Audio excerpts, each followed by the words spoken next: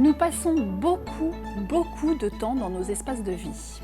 Notre maison, cocon, refuge, propice à la détente ou à l'énergie vitale, et notre lieu de travail, convivial et sérieux, propice à la créativité et la concentration. Aujourd'hui, à l'Atelier du Bien-être, nous parlons art de vivre avec notre invitée Isabelle Doésy, spécialiste du Feng Shui.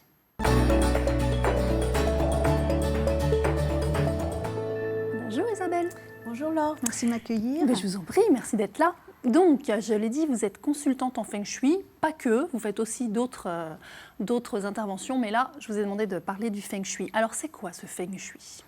Le Feng Shui, alors tout d'abord, c'est un art empirique, donc basé sur l'observation de la nature, millénaire, il a plus de 3500 ans, chinois.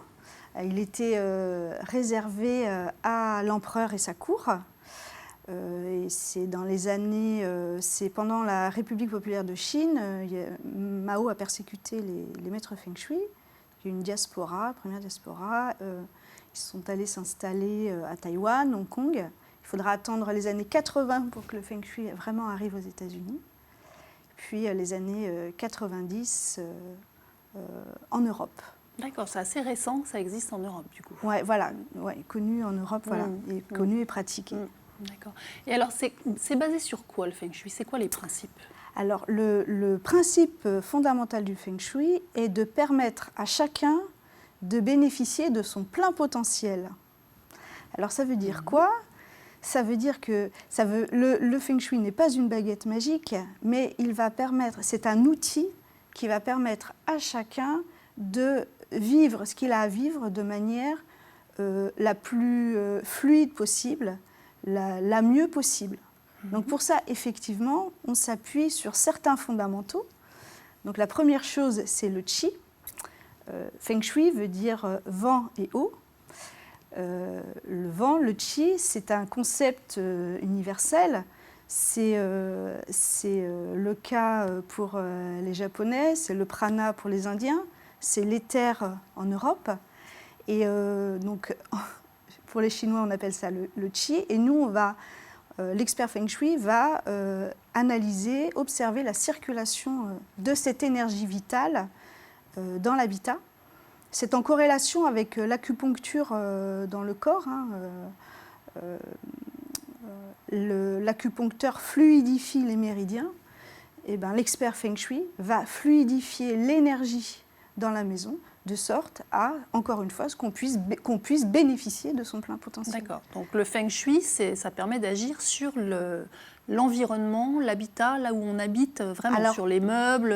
Alors en fait, c'est ça. Il y a interaction entre habitat et habitant. C'est-à-dire qu'en agissant sur l'habitat, on va agir sur l'habitant. D'accord. C'est travailler sur son intérieur, enfin en travaillant sur son intérieur... Sur son intérieur, sur sa maison. On travaille sur son fort intérieur. D'accord. Et le Feng Shui, c'est vraiment ça, c'est l'interaction entre l'habitat et l'habitant. C'est l'effet miroir. Donc, je parlais du Qi, il y a d'autres éléments. On regarde aussi l'équilibre yin-yang. On est à la recherche de l'harmonie. Pour qu'on puisse bénéficier de son plein potentiel, je vous ai parlé d'une science, d'un art de vivre empirique, donc basé sur l'observation de la nature. On est dans la recherche de cet équilibre, donc l'équilibre yin-yang. Pour ça, on va utiliser le cycle des 5 éléments. C'est une loi fondamentale qu'ont découvert les Chinois. Donc on va rééquilibrer avec ces lois-là. Donc c'est le bois, le feu, la terre, le métal, l'eau, avec ces éléments-là. Et puis il y a une autre dimension, le Feng Shui, on dit aussi que c'est l'art du placement. Chacun a sa place. Et chacun ou chaque chose ? Tout. Chacun. On va étudier les secteurs favorables à chacun, les orientations favorables à chacun. Donc on va orienter le lit, on va définir la chambre, quel est le secteur. Il y a un secteur pour le père ou les principes masculins, un secteur pour la femme, les enfants, le premier fils, le deuxième fils. Enfin voilà, c'est très codifié. D'accord. Chacun sa place. Et encore une fois, l'objectif c'est quoi ? C'est de vivre de manière fluide, de vivre de manière... le mieux possible. Le mieux possible. C'est vraiment ça, tout l'enjeu du Feng Shui. Est-ce que c'est compliqué de faire une maison Feng Shui ? Oui et non. C'est-à-dire que le Feng Shui est très technique. Donc ça va obligatoirement passer par une étude sérieuse.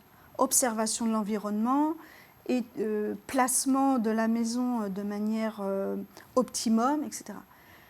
Après, c'est simple aussi, chaque chose ayant sa place. Une fois que ce travail-là est déterminé, moi j'ai un de mes clients un jour qui m'a dit comme ça, qui m'a dit non mais en fait, moi ça me convient parfaitement là, ton Feng Shui, parce que je n'ai pas de questions à me poser. Je sais que là, c'est tel secteur, je sais que là, c'est tel secteur.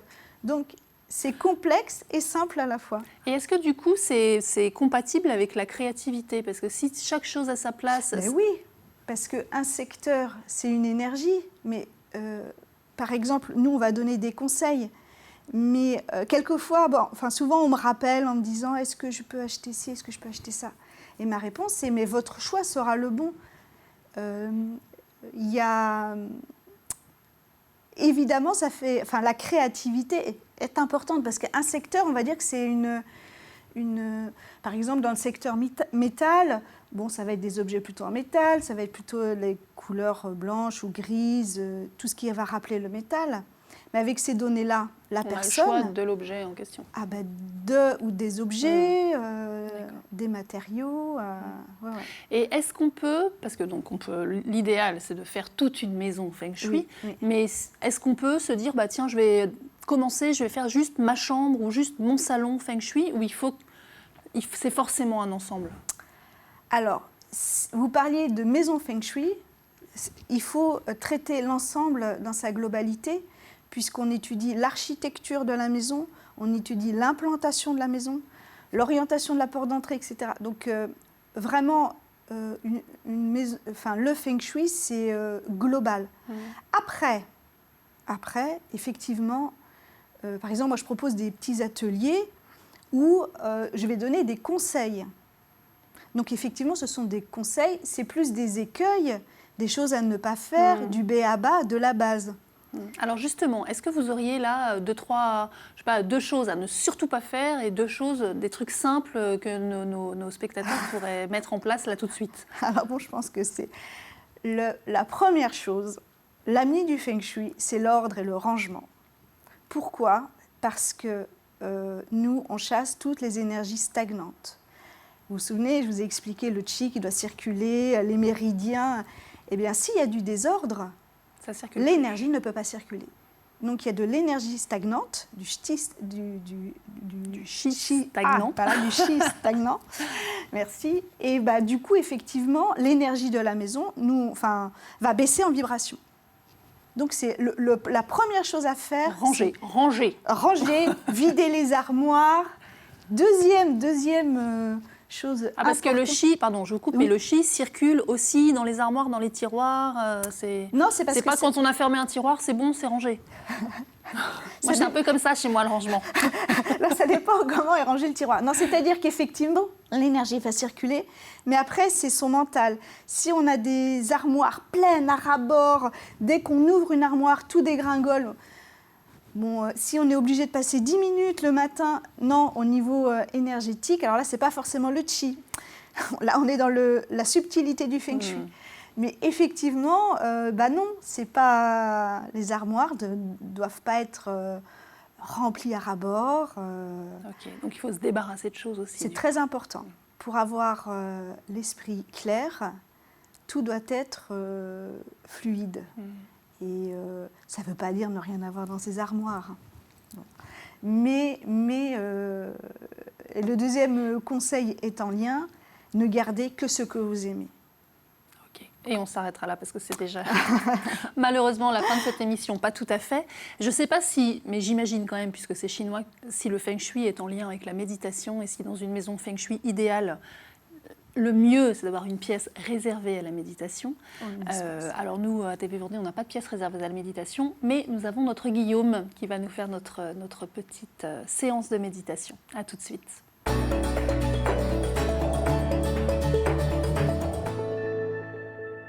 Bonjour.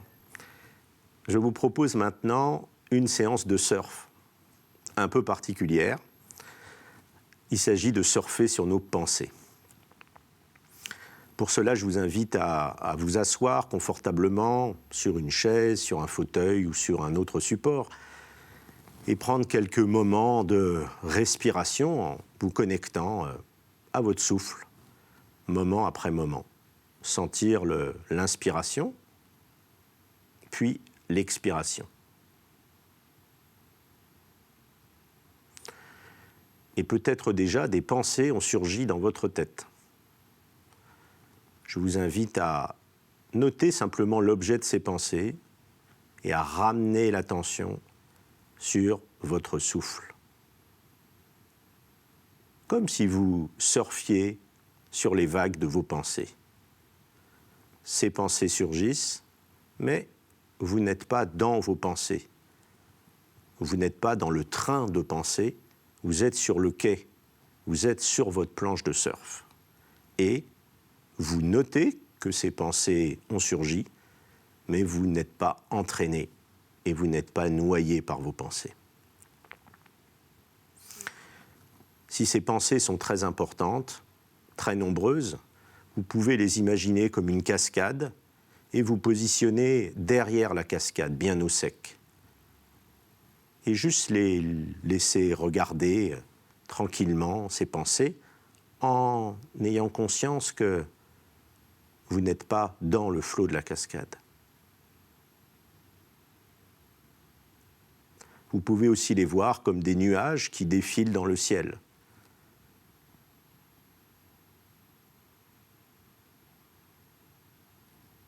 En essayant de ne pas nous laisser entraîner par ces pensées, mais juste prendre un peu de recul, prendre un peu un pas de côté et les observer. Avec curiosité et bienveillance. Quel est leur objet ? Sont-elles plutôt positives, négatives ou neutres ? Et à chaque fois, ramener l'attention sur notre souffle, que nous avons toujours avec nous.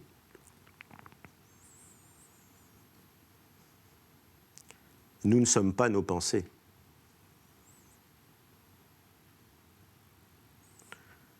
Vous pourrez installer cette pratique aussi souvent que vous le souhaitez et refaire de nouvelles séances de surf à votre guise.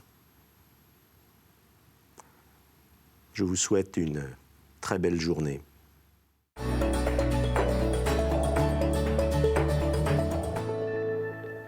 Merci Guillaume.